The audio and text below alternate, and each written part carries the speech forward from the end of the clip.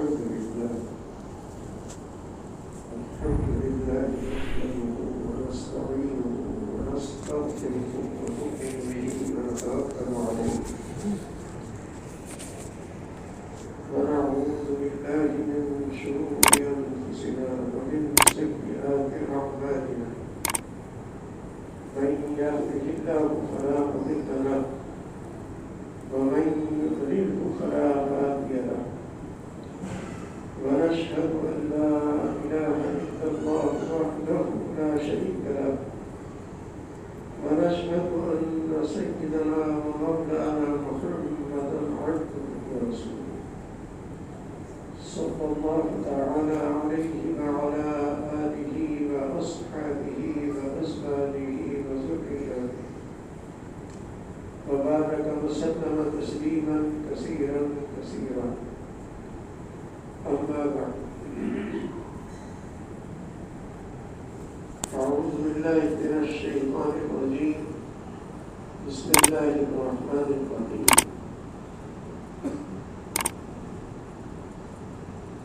وضرب الله مثلا قرية كانت آمنة مطمئنة يأتيها رزقها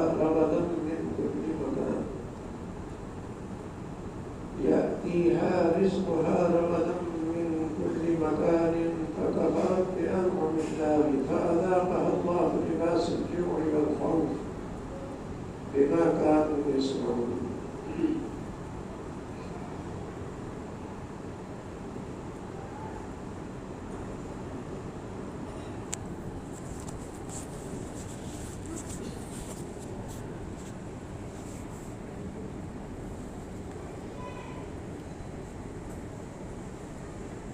ایک شاعر نے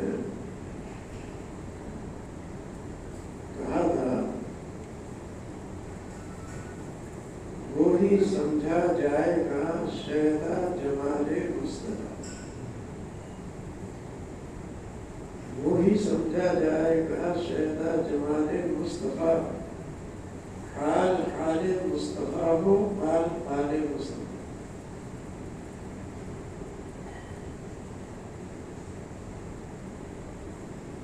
اصل چیز حضرت نبی اکرم صلی اللہ علیہ وسلم کا اتباع ہے۔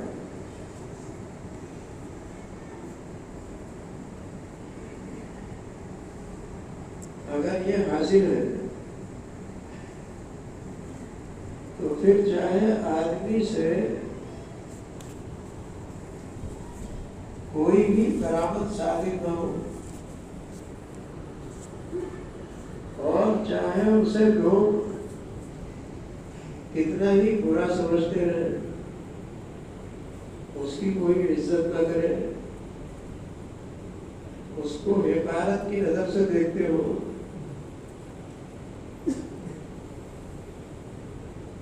لیکن اللہ تعالیٰ کے یہاں وہ شخص باعزت، وہ شخص مکرم ہے۔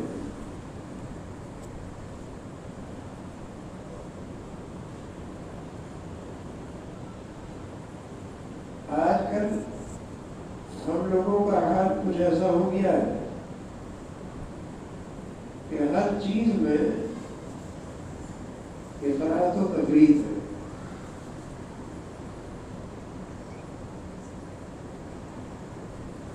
حالانکہ شریعت کے احکام پر غور کرنے سے معلوم ہوتا ہے کہ ہر چیز میں اعتدال ہونا چاہیے۔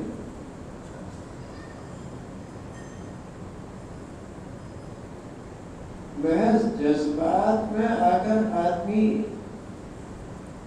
کچھ کہہ دے اور کچھ کر لے، وہ کوئی زیادہ وقعت والی چیز نہیں ہے۔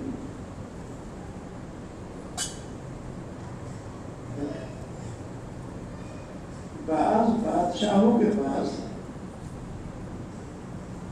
نبی اکرم صلی اللہ علیہ وسلم نے اپنی حیات طیبہ میں خطوط بھیجے تھے دعوت اسلام پیش کرنے کے لیے، بادشاہوں کے نام خطوط بھیجا،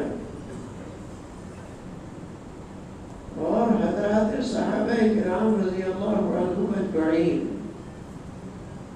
ان خطوط کو لے کر تشریف لے گئے، وہاں جا کر پیش کیا ہے، بادشاہوں کے سامنے ان خطوط کو پیش کیا جس میں دعوت اسلام پیش کی گئی۔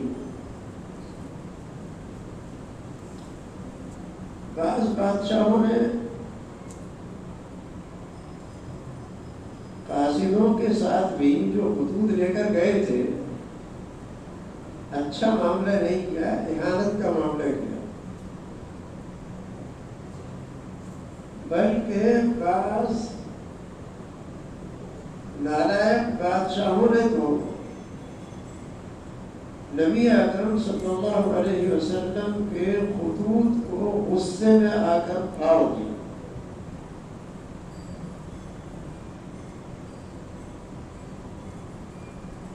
ایران کا بادشاہ تھا، اس کے پاس ایک صحابی نبی اکرم صلی اللہ علیہ وسلم کا بالا نامہ لے کر پہنچے اور پیش کیا۔ اس میں لکھا تھا من محمد رسول اللہ الى شاہ کسریٰ، وہ بادشاہ تھا تو بادشاہ یا بڑا آدمی وہ ہمارے دین کو مانتا ہے نہیں مانتا ہے، ہمارے مذہب کو مانتا ہے نہیں مانتا ہے، ہمیں اس سے کوئی بحث نہیں، لیکن جب ہم اس سے مخاطب ہوں گے تو اللہ تعالیٰ نے جو اس کو منصب اور عہدہ عطا فرمایا ہے اس کا بھی لحاظ کرنا چاہیے، اس کا بھی لحاظ کرنا چاہیے۔ ایسا نہیں ہے کہ سب کو ایک لاٹھی رکھ دو، بلکہ یہاں تک فرمایا گیا کہ اذا اتاکم کریم قوم فاکرموا، جب کسی قوم کا باعزت آدمی تمہارے پاس آئے، بڑا آدمی ہے، باعزت آدمی ہے، قوم کا رئیس اور سردار ہے، اللہ تعالیٰ نے اس کو یہ منصب عطا فرمایا ہے، چاہے وہ تمہارے دین کو مانتا ہے نہیں مانتا ہے، وہ اس کا اپنا معاملہ ہے، اللہ تعالیٰ کے ساتھ میں ہے، لیکن اللہ تعالیٰ نے جو اس کو ظاہری منصب عطا فرمایا ہے اس کا بھی لحاظ رکھو، ہر شخص کو ایک لاٹھی مت رکھو۔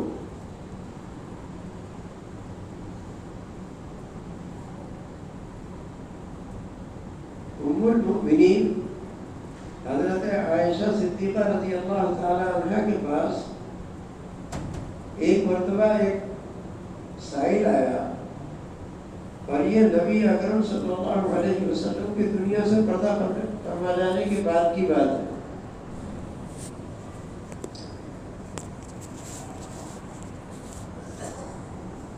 تو حضرت عائشہ صدیقہ رضی اللہ تعالی عنہ نے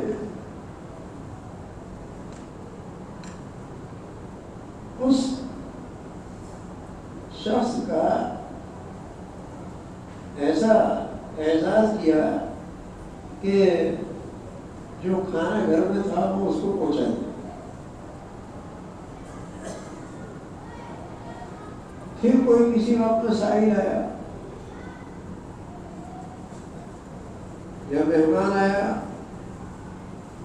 تو آپ نے باقاعدہ چادر وغیرہ بچھوا کر اور جو بھی گھر میں کھانے پینے کا سامان تھا وہ عمدہ طریقے پر لگوا کر اس کو کھانا کھلایا۔ اعتراض کرنے والوں سے تو کسی کو کوئی زمانہ والی راہ نہیں. کسی نے حضرت عائشہ صدیقہ رضی اللہ تعالیٰ عنہ سے کہا کہ وہ بیچارہ پہلے بھی ایک سائل آیا تھا آپ کے پاس یا مہمان آیا تھا تو آپ نے اس کو کھانا دے دیا تھا, ڈال دیا گھر سے, اور ایک یہ آیا تھا جس کو باقاعدہ کھانا آپ نے بٹھا کے چادر وغیرہ بچھا کر کھلایا. آخر دونوں کی بات ہے. حضرت عائشہ صدیقہ رضی اللہ تعالیٰ عنہ نے ارشاد فرمایا کہ نبی اکرم صلی اللہ علیہ وسلم نے ارشاد فرمایا انزل الناس منازلهم, لوگوں کو ان کے منازل اور درجات میں رکھو, یعنی جیسا آدمی ہے اس کے ساتھ میں ویسا معاملہ کرو. یہ نہیں ہے کہ ہر شخص کو جو ہے ایک لاٹھی ہانکتے رہو, ایسا نہیں ہے. جو آدمی زیادہ لائق اکرام ہے اس کو لائق اکرام سمجھو. تو اللہ تعالیٰ نے جس کو جو منصب عطا فرمایا ہے اس کا لحاظ کر کے معاملہ کرنا چاہیے. کوئی بڑا آدمی ہے اس کا اسی اعتبار سے اعزاز و اکرام کر لو, اس میں کوئی فقاہت کی بات نہیں ہے, بلکہ یہ شریعت کا ایک درجہ بلوغ ہے. اب ایسے ہی خط ہے تو خط لکھنے میں آدمی اس کا بھی لحاظ رکھے کہ میں کس کو خط لکھ رہا ہوں. اگر کوئی آدمی اپنے باپ کو خط لکھنا چاہ رہا ہے اس کے القاب و آداب اور ہیں. وہی آدمی اگر اپنے کسی شاگرد کو خط لکھنا چاہ رہا ہے اس کے القاب و آداب اور ہیں, اسے اور انداز سے مخاطب کرے گا, باپ کو اور انداز سے مخاطب کرے گا. کوئی بڑا شیخ کامل ہے اس کو اگر کوئی آدمی مخاطب کرنا چاہتا ہے تو اس کا مرتبہ پیش نظر رکھ کر اس کے القاب و آداب لکھے گا. یہ شریعت میں بھی مطلوب ہے. اسی لیے نبی اکرم صلی اللہ علیہ وسلم نے جو خطوط روانہ فرمائے تھے بادشاہوں کے نام, ان میں ان بادشاہوں کے مرتبے کو محفوظ رکھا. اب دیکھو بادشاہ ہے تو اس کو بادشاہ کر کے ہی خطاب فرمائے من محمد رسول اللہ الى شاہ کسرا. یہ خط جا رہا ہے محمد کی جانب سے کہ جو اللہ کے رسول ہے, کسرا کی جانب کے جو بادشاہ ہے.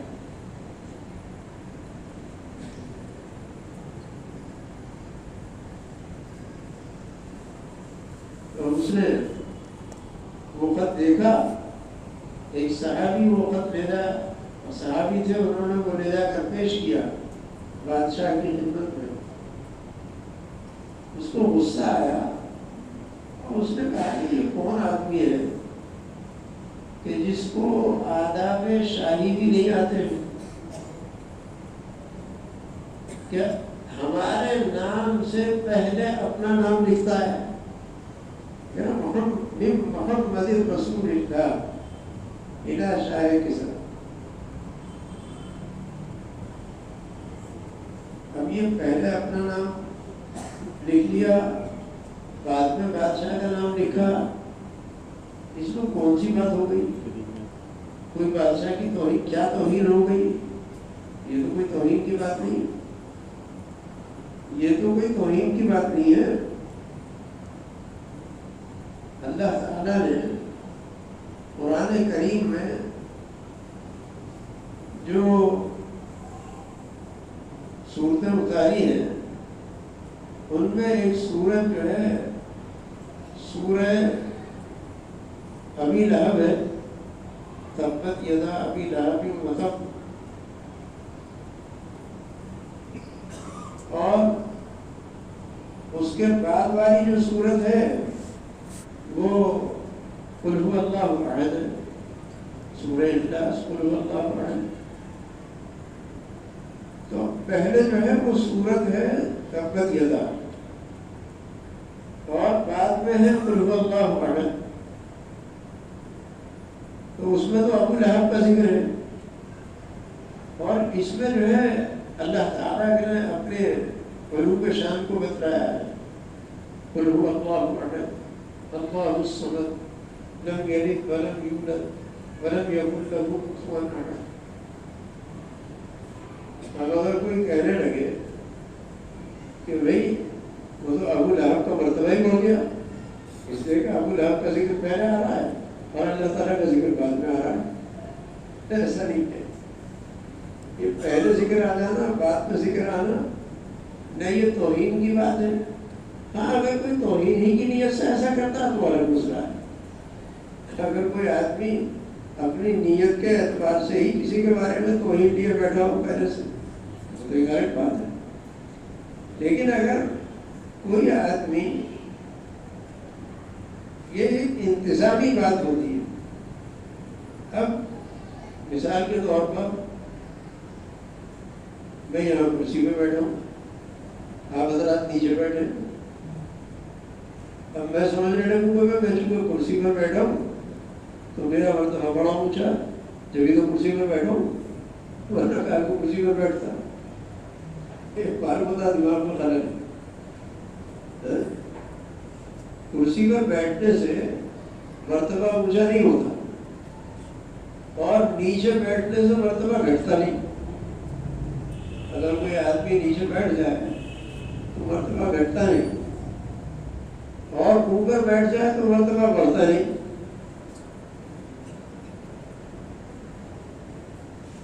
اگر 10-12 یا 20-25 چور ڈاکو وہ ہوائی جہاز میں بیٹھ کر اوپر سیر کر رہے ہیں تو بہت اونچائی پر ہے، اور جو بیچارے نیک لوگ ہیں، متقی لوگ ہیں، پرہیزگار ہیں، وہ نیچے زمین پر پھر رہے ہیں، ان کے پاس سائیکل بھی نہیں ہے، وہ بات بتا بڑی جلد کے لوگ ہیں۔ لیکن کیا یوں کہا جائے گا کہ وہ اوپر چلے گئے تو ان کا مرتبہ بڑھ گیا، اور یہ نیچے کھٹارا سائیکل پر سفر کر رہے ہیں تو ان کا مرتبہ گھٹ گیا؟ ایسا کچھ نہیں، نہ ان کا مرتبہ بڑھا نہ ان کا مرتبہ گھٹا۔ ایسے ہی پہلے ذکر آ گیا، نہ وہ کوئی مرتبہ بڑھانے کی بات تھی نہ گھٹانے کی بات تھی، حالانکہ حضرت نبی اکرم صلی اللہ علیہ وسلم کو حق تھا کہ اگر آپ اس نیت سے بھی لکھتے تو ظاہر ہے کہ وہ تو ایران کا بادشاہ تھا اور آپ تو دونوں جہان کے بادشاہ ہیں، تو آپ کو تو حق تھا، آپ کو تو حق تھا اس کے اوپر برتنی جتلانے کا، لیکن آپ نے اس نیت سے نہیں لکھا، مگر اس کو یہی خیال پیدا ہو گیا کہ بھئی یہ کون آدمی ہے کہ جو ہمارے نام سے پہلے اپنا نام لکھتا ہے، اور وہ خط جو ہے اس نے پھاڑ، اور صرف اتنا ہی نہیں کیا اس نے، بلکہ اس نے یمن کے حاکم کو لکھا، یمن کے حاکم کو لکھا کہ جس شخص نے نبوت کا دعویٰ کیا ہے اس کو 2 پہلوان سرکاری جو ہے ان کو بھیج دو، تاکہ وہ دونوں پہلوان مدینے میں جا کر اس شخص کو گرفتار کر کے ہمارے یہاں لے گئے۔ اسے غصہ آ گیا۔ یمن اس وقت میں ایران کے تابع تھا، گویا کہ اس کا ایک صوبہ تھا۔ یمن کا حاکم اور گورنر غازان نام کا تھا، اس کا حکم آیا، اس نے سرکاری 2 پہلوان نبی اکرم صلی اللہ علیہ وسلم کو گرفتار کرنے کے واسطے بھیج دی۔ وہ دونوں پہلوان گرفتار کرنے کے لیے آئے مدینہ طیبہ میں رسول اللہ صلی اللہ علیہ وسلم۔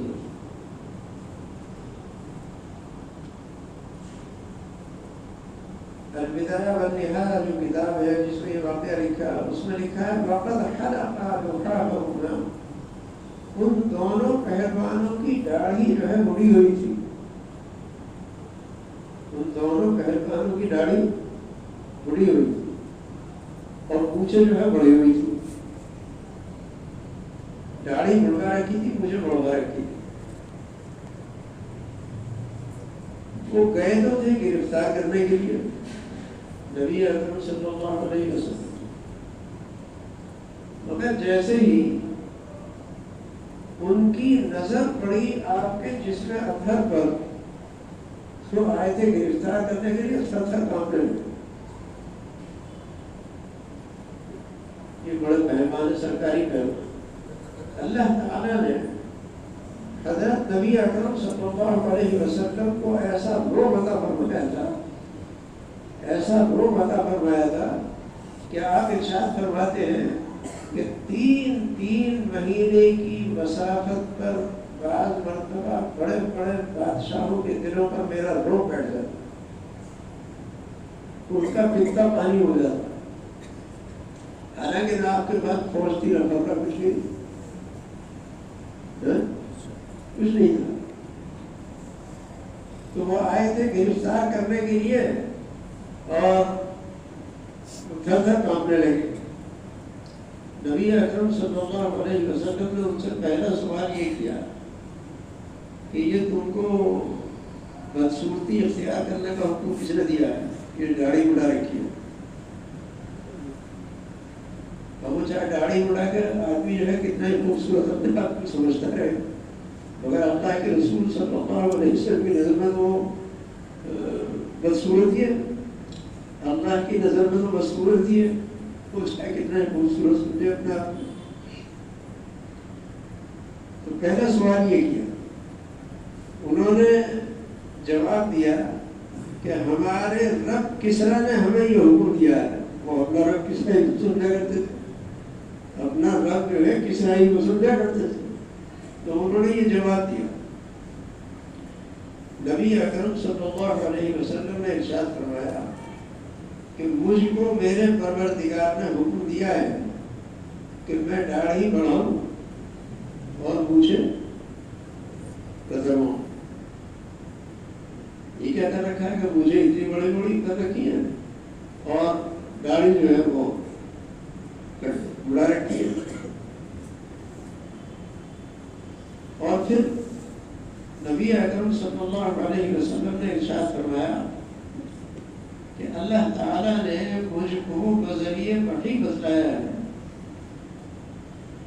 کہ تمہارا جو بادشاہ ہے جس نے تمہیں میرے پاس بھیجا ہے، اس کے بیٹے نے کل رات اس کو قتل کر دیا، بادشاہ کو قتل کر دیا، اور اب اس کا بیٹا جو ہے اس کی جگہ بادشاہ بن گیا، اور اس نے میرا خط کھاوا تھا، اب اس کے خاندان کی حکومت ہی بڑھ جائے گی۔ یہ پیشی کوئی بھی آپ نے فرما دی۔ وہ تو بیچارے گرفتار تو کر نہیں سکے اور لوٹ کر یمن پہنچے۔ اتفاق میں امر یہ پیش آیا کہ جس وقت میں یہ دونوں سرکاری پہلوان یمن کے گورنر کے پاس پہنچے، اسی وقت میں شیرویا کا قاصد اس گورنر کے پاس پہنچا ہے، اور اس نے جا کر کے ان کو اطلاع دی کہ میں نے اپنے باپ کسرا کو قتل کر دیا ہے اور اب میں اس کی جگہ بادشاہ ہوں، لہذا آئندہ تم اس کے بعد گورنر نہیں ہو بلکہ میرے تابع ہو، میرے گورنر۔ انہوں نے دونوں پہلوانوں نے اس گورنر کو بازان کو بتلایا کہ ہمیں تو اس کی اطلاع نبی اکرم صلی اللہ علیہ وسلم نے پہلے ہی کر دی تھی کہ یہ واقعہ پیش آیا، آپ کے پاس تو بعد میں اطلاع پہنچی۔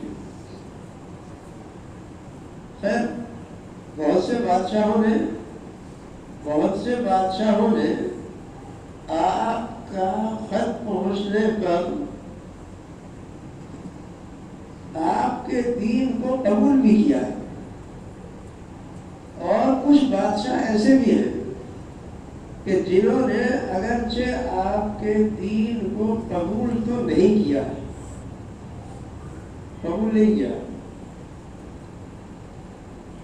لیکن اتنا اعزاز و اکرام کیا کہ انہوں نے یہاں تک کہا کہ اگر اس نبی کے پاس ہم ہوتے تو اس کے پیروں کو دھو کر پی لیتے، لیکن دین کو قبول نہیں کیا۔ تو اگر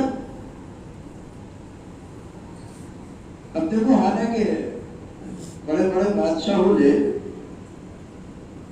دین کو قبول نہیں کیا اور جذبات میں آ کر یہاں تک کہتے کہ ہم اس نبی کے پیروں کو دھو کر پی لیتے، تو اب یہ کہنا، اس سے اتنا تو پتہ چل گیا کہ ان کے دل میں حضرت نبی اکرم صلی اللہ علیہ وسلم کی قدر و منزلت تھی اور آپ کو لائق اکرام سمجھا، لیکن ایمان نہیں لائے، تو محض جذبات میں آ کر تعریفی کلمات کہہ دینا یہ کافی نہیں ہے۔ جیسا آج کل ہم لوگ جو ہے جذباتی لوگ ہیں، تو جذبات میں آ کر تعریف میں تو بہت اونچے کلمات کہہ دیتے ہیں، لیکن اصل ہے اتباع، آپ کا اتباع کے نام پر جو ہے وہ گول ہو جاتے ہیں،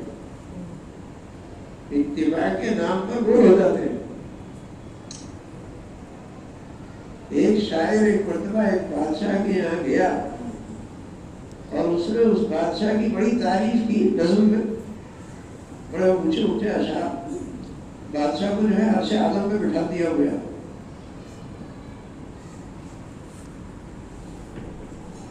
تو وہ بادشاہ اس نے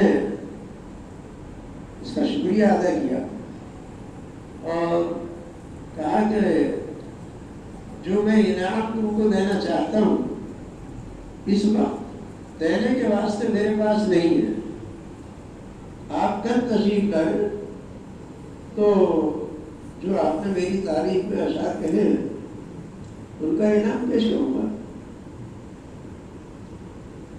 بہت اچھا، یہ چلے آئے اور آ کر کے اس کے بعد پورا جشن منایا، دعوتیں ہو رہی ہیں اور پارٹیاں ہو رہی ہیں، یار لوگ آ رہے ہیں، کیا ہے کل بادشاہ بہت بڑا انعام دینے والا ہے، تو آج تو جتنا خرچ کر دو، کل تو اس سے زیادہ مل رہی ہے۔ اب دوسرے دن یہ انعام لینے کے واسطے بادشاہ کے پاس پہنچے، بادشاہ تخت شاہی پر بیٹھا ہوا ہے، یہ بیچارے درباروں سے اجازت لے کر وہاں پہنچ گئے، رسائی ہو گئی بادشاہ تک۔ اب بادشاہ جو ہے اس کی طرف متوجہ بھی نہیں ہوتا، کبھی یہ بیچارے بار بار بادشاہ کو دیکھ رہے ہیں، کبھی ہنس رہے ہیں، بادشاہ دیکھے وہ دیکھتا ہی نہیں۔ جب مجلس ختم ہونے کا وقت آیا تو یہ ہمت کر کے آگے بڑھا اور اس نے کہا کہ حضور علی جاہ ذل اللہ فی الارض، میں وہی شاعر ہوں کہ جو کل آیا تھا اور آپ کی خدمت میں اشعار پیش کیے تھے اور آپ نے ماشاءاللہ بڑی خوشی کا اظہار کیا تھا، اور آج مجھے آپ نے بلایا تھا، تو بادشاہ نے روکھا سا منہ بنا کر ارشاد فرمایا ہاں بھائی ہم نے تمہیں بلایا تھا تو بے شک یہ بات صحیح ہے، باقی جس طرح الفاظ بول کر تم نے ہمیں خوش کر دیا،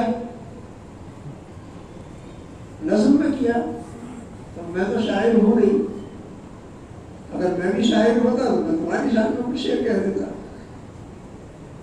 تو جیسے آپ نے ہمیں نظم میں خوش کر دیا تو ہم نے نثر میں آپ کو خوش کر دیا۔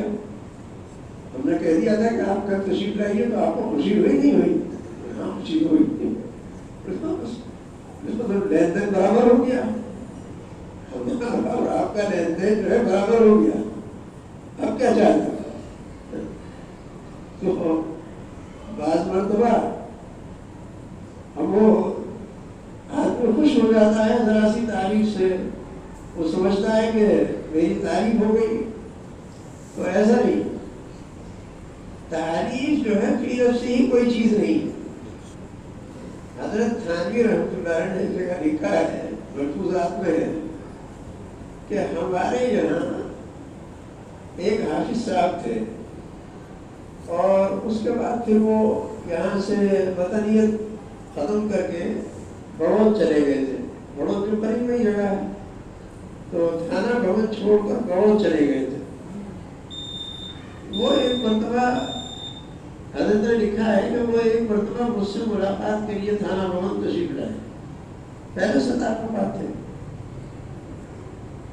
اور انہوں نے ارشاد فرمایا کہ میں نے ابھی چند روز پہلے خواب دیکھا، ان حافظ صاحب نے، اور وہ خواب یہ دیکھا کہ حضرت نبی اکرم صلی اللہ علیہ وسلم ایک جگہ تشریف لائے ہیں۔ میں نے ملاقات کی تو میں نے عرض کیا کہ یا رسول اللہ، ہم لوگ آپ کی شان میں اشعار بھی پڑھتے رہتے ہیں، نثر میں بھی بیان کرتے رہتے ہیں، آپ کو اس سے خوشی ہوتی ہے نہیں ہوتی؟ آپ اس سے خوش ہوتے ہیں نہیں ہوتے؟ نبی اکرم صلی اللہ علیہ وسلم نے ارشاد فرمایا کہ ہم تو اس سے خوش ہوتے ہیں کہ جو ہماری اتباع کرتا ہے، اور جو ہماری زبانی تعریف کرتا ہے اس سے زیادہ خوشی نہیں ہوتی، اور وہ واقعی ہے وہ خوشی کی بات ہے۔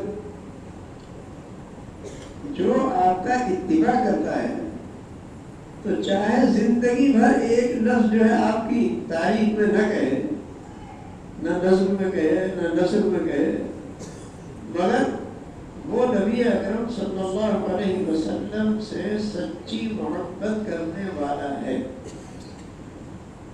جو آپ کا اتباع کر رہا ہے، اور جتنی اتباع میں کمی ہے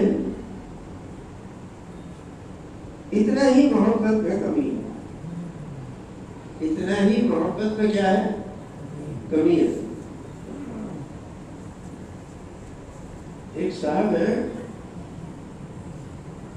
حیدرآباد کے قریب، ایک جگہ گنٹور ہے، نہیں گنٹور نہیں اور دوسری جگہ ہے، میر سعادت علی صاحب ان کا نام ہے، اور وہ ماشاءاللہ ہم لوگوں سے علماء سے بہت تعلق رکھتے ہیں، عالم نہیں ہے، خاص طور پر حج اور عمرے کے مسائل میں وہ بہت اونچا درجہ رکھتے ہیں، عالم بس خالی جماعت سے لگے ہوئے ہیں، جماعت کے نظام سے جڑے ہوئے ہیں، بیٹا تو ان کا ماشاءاللہ عالم ہو گیا، دارالعلوم دیوبند سے فارغ، لیکن وہ خود عالم نہیں ہے، مگر حج و عمرہ کے مسائل علماء سے اتنے معلوم کرتے رہے کہ وہ باقاعدہ اس کے اسپیشلسٹ ہو گئے۔ میں ایک مرتبہ حیدرآباد گیا تو حیدرآباد میں ان سے کافی روز کے بعد پہلے بھی ملاقات ہوئی تھی، پھر اس کے 10-12 سال کے بعد ایک مسجد میں ملاقات ہو گئی. نماز کے بعد انہوں نے مجھے پہچان لیا، سلام دعا مسافہ ہوا. تو انہوں نے اتنے موٹے کاغذات کی ایک گڈی جو ہے میرے سامنے پیش کی اور کہا کہ میں حج و عمرہ کے مسائل پر باقاعدہ کئی سال سے کلاسیں لگا رہا ہوں، کئی سال سے کلاسیں لگا رہا ہوں. اور وہ اتنے جمع ہو گئے کہ یہ اتنی موٹی گویا کہ دستاویز بن گئی. اب میں نے یہاں کے علماء کو دکھایا ہے اور تو اس میں سے اکثر بیشتر علماء کا یہ خیال ہے کہ چونکہ آپ نے یہ مسائل علماء ہی سے معلوم کر کے لکھے ہیں اور باقاعدہ سند کے ساتھ میں لکھے ہیں، باقاعدہ سند کے ساتھ میں لکھے ہیں. مثلا کوئی مسئلہ اگر مجھ سے معلوم کیا ہے تو وہ میرا نام لے کے وہ اپنی دستاویز کے اندر لکھیں گے، کیونکہ میں نے بیان میں بھی یہی کہیں گے. زیادہ تر انہوں نے استفادہ کیا، مفتی شبیر صاحب ہیں مراد آباد میں، مفتی سلمان صاحب ہیں، ان حضرات سے بہت زیادہ انہوں نے استفادہ کیا. تو وہ اپنی دستاویز میں لکھ دیتے، سب حوالے لکھ دیتے. خیر انہوں نے بہت سارے، تو اتنی موٹی ماشاءاللہ ان کی کتاب ہو گئی ہے حج و عمرہ سے متعلق، چھپ بھی گئی، باقاعدہ چھپ گئی.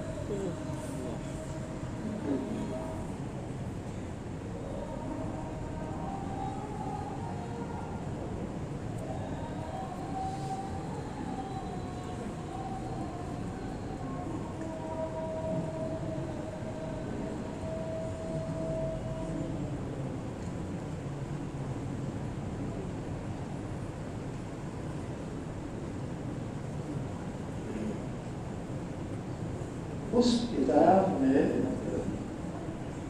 انہوں نے ایک واقعہ لکھا، وہ کتاب ہے میرے پاس، شاید یہ مدرسے میں بھی ہوگی، بلکہ اب تو پورے ہندوستان میں کیا پوری دنیا میں چلی گئی.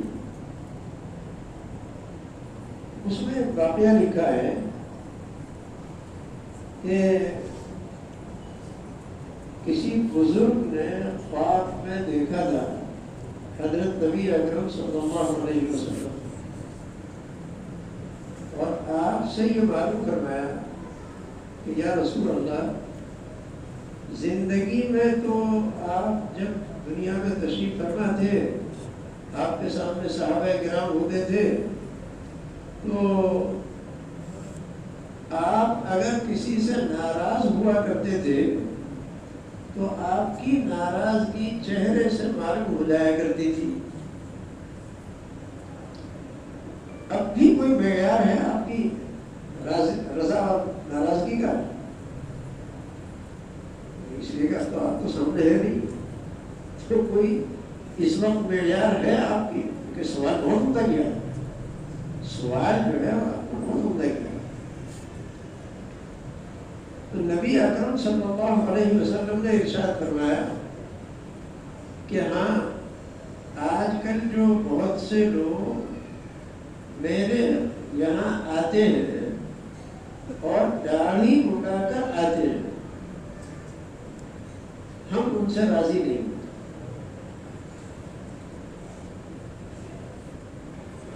ہم ان سے راضی نہیں ہوتے۔ یہ تو خالی داڑھی اٹھانے کی بات تھی، اور آج کل بہت سی خرافات لوگوں نے شروع کر دی۔ نبی اکرم صلی اللہ علیہ وسلم کے روضہ مطہرہ پر بھی جا رہے ہیں درود و سلام پڑھنے کے لیے، اور باقاعدہ ویڈیو فلم بناتے ہیں، بس ویڈیو فلم بناتے ہیں، کیا ضرورت ہے اس کی؟ نہیں، وہ ویڈیو فلم بن رہی، اس کو اپنے یہاں جا کر کے دکھائیں گے۔ یہ کون سا نیکی کا کام کر رہے ہو؟ تصویر کشی حرام ہے، لیکن ایک بہت بڑا طبقہ بس کسی کے اندر لگا رہتا، اور جب سے وہاں کی حکومت نے چھٹی دے رکھی ہے تو اب جو ہے وہ اتنا قابو سے باہر معاملہ ہو گیا ہے، اتنا قابو سے باہر معاملہ ہو گیا ہے کہ باقاعدہ مسجد نبوی میں، مسجد حرام میں پوز دے کر عورتوں کے لوگ فوٹو بناتے ہیں، ویڈیو کلپ بناتے ہیں۔ یہ حالات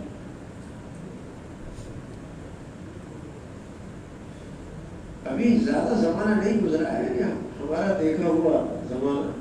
سب سے پہلا حج کرنے کے لیے جب گئے تھے تو زیادہ سے زیادہ اس کو 30-32 سال کے قریب ہو گئے ہوں گے، شاید 1991 میں تھا وہ حج۔ تو اس وقت مینا سے اور اس سے مزدلفے سے جمرات کو آ رہے تھے شیطان کو ٹکری مارنے کے لیے۔ ایک بوڑھے آدمی ہمارے ساتھ میں تھے، ہمارے ضلع کے، تو ان کی وجہ سے وہ ایک گاڑی والے کو ہاتھ دیا۔ ایک روڈ ایسا ہوا کرتا تھا، اس میں گاڑی میں چلا کرتی تھی، وہ بٹھا لیا۔ تو وہ مینا میں جو ہے گاڑی میں گانا چل رہا تھا، گانا چل رہا تھا۔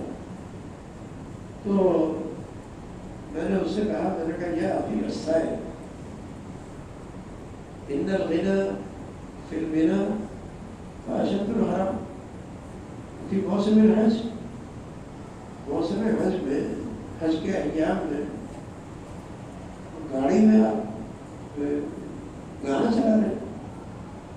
تو اس نے بیچارے نے اسی وقت جو ہے اس کو اتنی زور سے ہاتھ مارا، تو ٹیپ ہوا کرتے تھے اس زمانے میں، یہ موبائل نہیں ہوتے تھے، موبائل تو عام نہیں تھے، یہ موبائل تو بہت بعد میں چلے تھے، تو عام طور سے ٹیپ ریکارڈ ہوتے تھے۔ اس نے اتنی زور سے ہاتھ مارا، ہاتھ مار کے بند کر دیا۔ میں تو سمجھا کہ شاید توڑ دیا اس نے، اور اس کے بعد میرا شکریہ بھی ادا کیا، میرا جو ہے شکریہ بھی ادا کیا۔ لیکن اب ایسا حال ہو گیا ہے کہ نماز پڑھنا بھی بعض مرتبہ وہاں مشکل ہو گیا۔ لوگ جو ہے بہت بڑا ان کا یعنی وہاں جانے کے بعد کام ہی یہ ہے کہ ہر جگہ بس ویڈیو فلم بنا دیتے ہیں، ویڈیو فلم بنا دیتے ہیں۔ ابھی کیا کرو گے اس کا لے جا کے؟ یہ گناہ کما کے لے جا رہے ہو، تو بلا ضرورت اور حرام چیز ہے، اور اسے لوگ کر رہے ہیں۔ روزہ مقدسہ کا خیال ہے اور نہ کسی اور چیز کا خیال ہے۔ بہرحال میں یہ عرض کر رہا تھا کہ نبی اکرم صلی اللہ علیہ وسلم کا اتباع اصل ہے۔ آج کل جو ہمارے یہاں بہت ساری رسمی چیزیں چل گئی ہیں، وہ ایسی ہیں کہ ان کے اندر جو ہے نیکی برباد گناہ لازم، اور صرف اتنا ہی نہیں، وہ تو پہلے ہوا کرتا تھا نیکی برباد گناہ لازم۔ اب تو یہ ہے کہ اپنا مال بھی اس کے اندر ضائع کر رہے ہیں، مال بھی اس کے اندر ضائع کر رہے ہیں۔ فقہا نے ایک مسئلہ لکھا ہے، ایک مسئلہ، بعض لوگ جو ہے جیسے اہل بدعت کے یہاں قبروں پر چراغ جلاتے ہیں، اس بحث کو جہاں فقہا نے لکھا ہے اس کی علت فقہا لکھتے ہیں کہ یہ منع ہے، جائز نہیں. وجہ کیا ہے؟ یہ جائز کیوں نہیں ہے، ناجائز کیوں ہے؟ تو اس میں فقہا نے لکھا ہے لِأَنَّهُ إِسْرَافٌ، اس لیے کہ یہ اسراف ہے. اسراف مطلب بے ضرورت خرچ کر رہے ہیں. اب اس زمانے میں اگر دیکھا جائے تو پہلے زمانے میں جو فقہا کا زمانہ تھا اس میں لوگ جو ہے گھروں کے اندر بھی عام طور پر وہ دیے جلایا کرتے تھے روشنی کے لیے، روشنی کے لیے دیے جلایا کرتے تھے. اب اس میں تیل ہوا کرتا تھا عام طور پر، سرسوں کا تیل ڈال لیا دیے میں اور روئی کی بتی بنا کر ڈال لی، وہ جلتی رہا کرتی تھی، بس یہ ہوا کرتا تھا. اب اس چھوٹے سے دیے میں اور اس میں کتنا تیل جلے گا؟ کتنا تیل؟ ایسا تو ہے نہیں کہ وہ من 2 من جل جائے گا، سیب 2 سے جل جائے گا. اور وہاں قبر کے اوپر اس کی بھی ضرورت ہے نہیں، اس لیے فقہا نے لکھا کہ اسراف ہے. اب یہ ذرا سی ایک چیز کو اسراف لکھا ہے کہ یہ اسراف ہے، اس لیے جائز نہیں. اور ہم لوگ جو ہے وہ ان رسموں کے نام پر، محرم کی رسمیں ہیں، 12 ربیع الاول کی رسمیں ہیں اور اسی طرح کی اور رسمیں ہیں، نامعلوم کتنا مال اپنا خرچ کر دیتے ہیں. اگر ان کے اندر اور بھی کوئی خرابی نہ ہو، اور بھی کوئی خرابی نہ ہو، تو ان رسموں کے اندر مال کو خرچ کرنا یہی کون سی کم خرابی ہے؟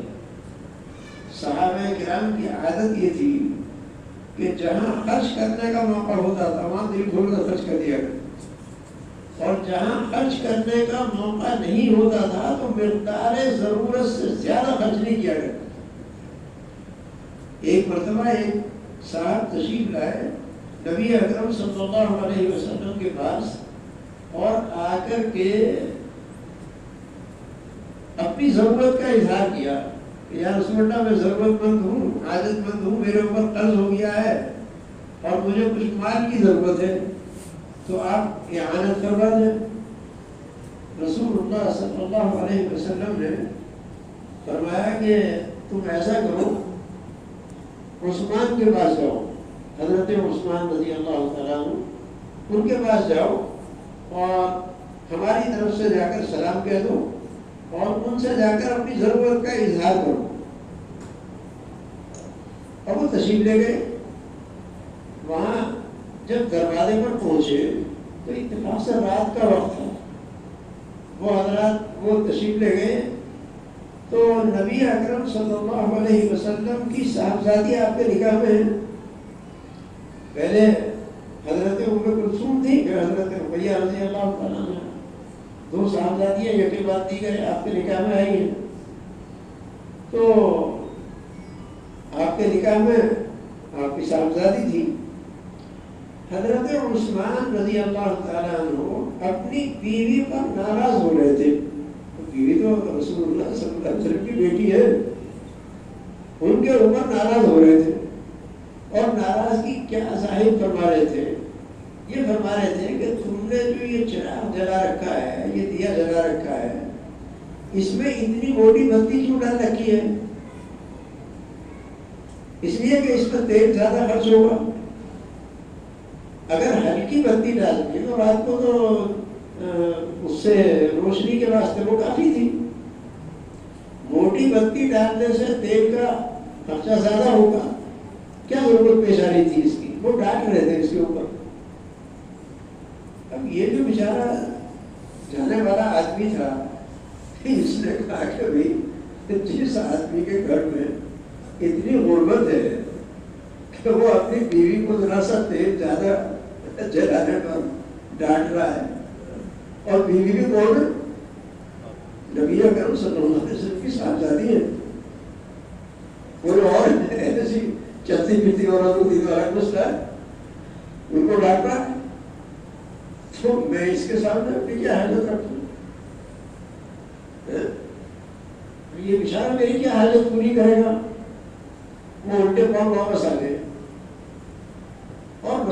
اللہ صلی اللہ علیہ وسلم کے پاس بھی نہیں گئے.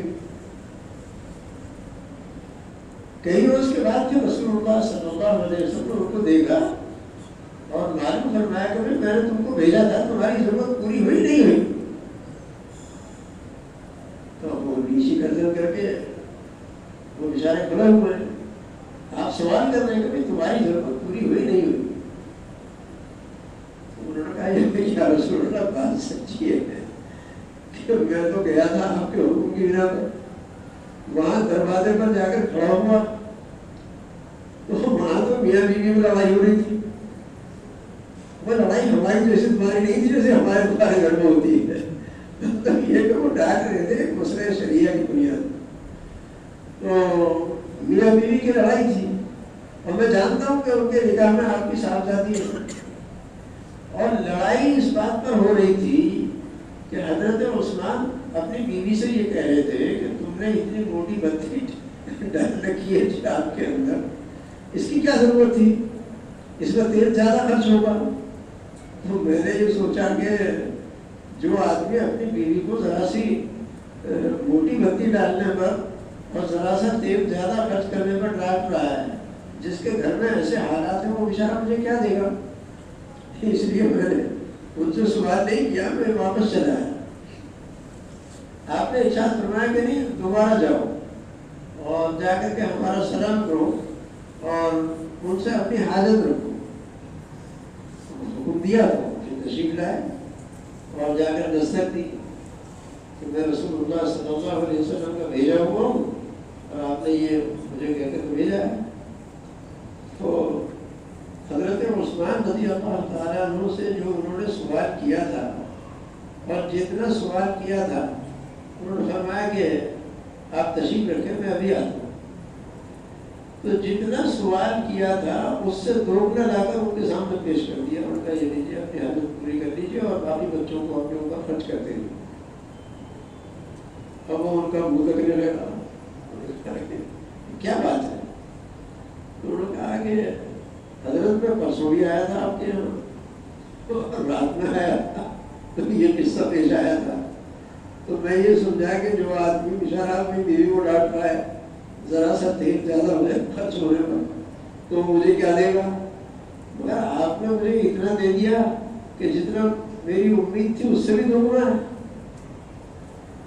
تو حضرت عثمان رضی اللہ تعالیٰ عنہ نے ارشاد فرمایا کہ جہاں اللہ و رسول کے خرچ کرنے کا حکم ہوتا ہے وہاں ہم سب کچھ دے دیتے ہیں, اور جہاں اللہ و رسول کے خرچ کرنے کا حکم نہیں ہے تو وہاں تو زیادہ خرچ کرنا ضرورت سے اسراف ہے.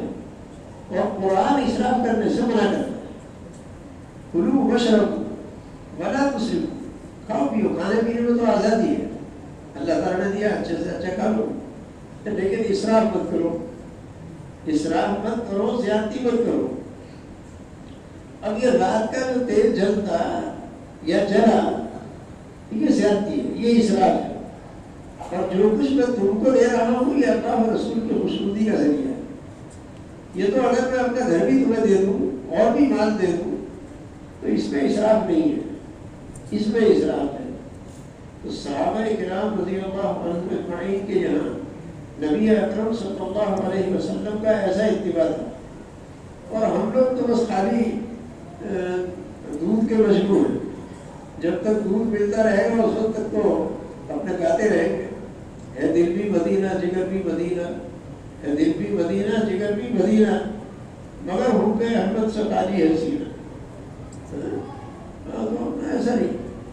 نبی اکرم صلی اللہ علیہ وسلم کا اتباع ہر کام کے اندر ہمارے اندر آ جائے, پیدا ہو جائے. اصل یہ ہماری 24 گھنٹے کی زندگی رسول اللہ صلی اللہ علیہ وسلم کے طریقے کے مطابق آ جائے, اور جو زمانے کی رسمیں ہیں, رواج ہیں, وہ شریعت میں نہ مطلوب ہیں اور نہ ان کے کرنے کا حکم دیا گیا ہے, بلکہ اب ان کے اندر اتنی زیادتی ہو گئی ہے, ایسی کثرت ہو گئی ہے زیادتی کی کہ اب ان کے اندر گناہ ہی گناہ ہوتے ہیں. ایک مرتبہ ایک صاحب نے مدھیہ پردیش سے ایک سوال لکھ کے بھیجا تھا کہ اتفاق سے اب کی مرتبہ جو 12 ربیع الاول آ رہی ہے وہ جمعے کا دن ہے، اور ہمارے یہاں ہر سال 12 ربیع الاول کو جو ہم لوگ جلوس نکالتے ہیں وہ صبح 9 بجے سے شروع ہوتا ہے اور 4 بجے شام کو ختم ہوتا ہے. تو جلدی جلدی بھاگ دوڑ کر جو ہے وہ اپنی اپنی نماز 4 بجے ظہر کی پڑھ لیا کرتے تھے. اب کی مرتبہ جمعہ آ رہا ہے تو جمعے کا کیا حکم ہے، کیا کریں؟ وہ بیچارہ ہم سے سوال کر رہا ہے کیا کریں. تو ہم نے لکھا ہے کہ اب کی مرتبہ تو آپ لوگ ایسا کر لو کہ 9 بجے سے جلوس کی تیاری کرنے کے 9 بجے سے نماز جمعہ ہی کی تیاری کرنا شروع کر دو، اور 4 بجے تک مسجد کے اندر بیٹھ کر پہلے چلے جاؤ، 9 بجے کے بعد جاؤ اور مسجد میں نہا دھو کر اپنے پہنچ جاؤ اور تلاوت قرآن میں مشغول ہو جاؤ، درود شریف پڑھتے رہو، اور جمعے کے بعد اگر کوئی عالم ہو وہاں بیان کروا دو، کوئی عالم نہیں ہے تو کوئی ضرورت نہیں ہے، بس جو نماز میں درود شریف پڑھتے رہتے ہو 4 بجے تک اور یا شام تک جب تک تمہاری طبیعت لگے وہ درود شریف پڑھتے رہو. انہوں نے مذاق سمجھا، انہوں نے کہا بھائی یہ تو آپ نے ہم لوگوں کے ساتھ میں مذاق کیا. اب کے جواب میں لکھا، انہوں نے کہا مذاق نہیں کیے، آپ نے غلط سمجھا. اصل حکم شریعت کا یہی ہے. نبی اکرم صلی اللہ علیہ وسلم کے بارے میں آپ نے لکھا ہے کہ 4 بجے بھاگ دوڑ کر کے ظہر کی نماز ادھر ادھر پڑھ لیا کرتے تھے، یعنی کسی نے یہاں پڑھ لی، کسی نے وہاں پڑھ لی، جماعت سے پڑھ لی، بغیر جماعت سے پڑھ لی، اور پتہ نہیں 4 بجے جو ہے وہ کبھی وقت رہتا بھی ہوگا، ظہر کا نہیں رہتا ہوگا. اب اس مرتبہ جمعے کے بارے میں آپ کو پریشانی ہو رہی ہے کہ جمعے کا کیا ہوگا. اور میں نے کہا خیریت سے جمعہ جو ہے شاید اس کو بھی بہت سارے لوگ چھوڑ دیں گے، ان کو تو لکھا نہیں، لیکن میں نے کہا شاید اس کو بھی بہت سارے لوگ چھوڑ دیں گے، اور چھوڑتے ہیں، چھوڑ رہے ہیں. انہوں نے پھر فون کیا تھا، فون پر میں نے ان سے یہ بات کہی، میں نے کہا اچھا اب تو 12 ربیع الاول کو میں نے جو بھی بتانا تھا وہ بتا دیا، اور آپ کو جو کچھ کرنا ہے وہ کریں گے، لیکن ایک بات دھیان رکھنا کہ ذرا سا غور کرتے رہنا کہ جمعے میں جتنے سال بھر نمازی آتے ہیں اس دن کتنے نمازی گھٹے یا بڑھے. اس لیے کہ 12 ربیع الاول ہوگی تو خوشی منا رہے ہوں گے آپ لوگ، تو مسلمانوں کی خوشی تو نماز میں اضافے سے ہوتی ہے. عید کا دن ہے تو مسلمانوں کی خوشی جو ہے اس میں ایک اور نماز پڑھو. رمضان کا مہینہ خوشی کا مہینہ ہے، مگر 20 رکعت اور پڑھو. تو مسلمانوں کی خوشی تو نماز میں اضافے میں ہے. تو ذرا مہربانی کر کے اب کی مرتبہ آپ 4-5 آدمی ذرا غور کرتے رہو کہ جمعے کی نماز کا اہتمام 12 ربیع الاول میں کتنے لوگوں نے کیا ہے. سال بھر میں جو لوگ اہتمام کرتے تھے اس میں گھٹے یا بڑھے. ان کا بیچاروں کا فون تو آیا نہیں، پتہ نہیں گھٹے ہوں گے یا بڑے ہوں گے، اللہ بہتر جانتا ہے. تو ایسے حالات ہیں. مطلب یہ ہے کہ جو شریعت کا حکم ہے اس کے اوپر تو عمل کریں گے نہیں، اور نفس و شیطان نے جو راستے سجا دیے اس کے اندر اپنے مال کو برباد کر رہے ہیں. اب جتنا مال ہم اس کے اندر برباد کرتے ہیں اتنا مال اگر غربا، فقراء، مساکین، محتاجوں کے اوپر صرف کر دیں تو کتنا بڑا فائدہ ہوگا. اور نبی اکرم صلی اللہ علیہ وسلم کی ولادت با سعادت کی خوشی ہی منانا ہے، مناؤ خوشی کو. لیکن وہاں کیا کیا، 12 ربیع الاول جو ہے خوشی کا دن طے کیا ہے، 12 ربیع الاول. حالانکہ راجح قول کے مطابق 12 ربیع الاول آپ کے دنیا سے پردہ فرما جانے کا دن ہے، پردہ فرما جانے کی تعلیم ہے. تو منانا تو چاہیے تھا ہم، اور منا رہے کیا، خوشی. اگر منانا ہی تھا تو عقل کی بات تو یہ تھی کہ میں مناؤں، اس لیے کہ آپ دنیا سے پردہ فرما گئے اس تاریخ میں. تو منانا چاہیے تھا ہم، اور منا رہے کیا، خوشی. خوشی منا رہے، ڈھول ڈھبک رہے، چل رہے ہیں اس کے اندر باقاعدہ. اب تو پتہ نہیں کیا کیا اس کے اندر اور اضافے ہو گئے. یا لوگوں نے پتہ نہیں کیا کیا کر دیا. تو بہرحال ان جیسے خرافات سے اپنے آپ کو بچانا چاہیے. ہاں نبی اکرم صلی اللہ علیہ وسلم کی محبت اگر پیدا کرنا ہے اور اس میں اضافہ کرنا ہے تو آپ کا اتباع کرو اور درود شریف کی کثرت کرو. درود شریف جتنا پڑھ سکتے ہو روزانہ پڑھو، روزانہ پڑھو. یہ نہیں ہے کہ سال بھر میں بس ایک دن آ گیا اور اس نے درود شریف پڑھ لیا یا نظم پڑھ لی بس حق ادا ہو گیا، ایسا نہیں ہے. بلکہ نبی اکرم صلی اللہ علیہ وسلم کا اصل حق جو ہے وہ یہ ہے کہ ہم آپ کی سنتوں پر بل بیٹھیں، آپ کی سنتوں کا اتباع کرنے والے ہوں. تو اس لیے اس کا خیال رکھنا چاہیے. اللہ ہم سب کو عمل کی توفیق عطا فرمائے. وآخر دعوانا الحمدللہ.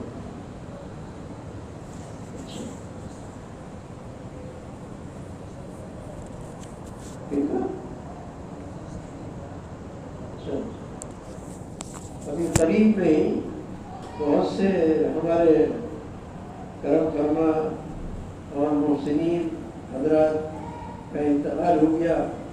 بھائی عباس صاحب تھے جلال پور کے، یہاں بھی مجلس میں بھی تشریف لایا کرتے تھے. اور بھی علماء سے بڑا گہرا ان کا تعلق تھا. وہ دنیا سے چلے گئے. اللہ ان کی مغفرت فرمائے، ان کے درجات کو بلند فرمائے. اور بھی جو اکابر بزرگان دین ہمارے متعلقین اس دنیا سے چلے گئے. مفتی محسن صاحب کی خالہ میں انتقال ہو گیا. اللہ ان کی بھی مغفرت فرمائے، ان کے درجات کو بلند فرمائے.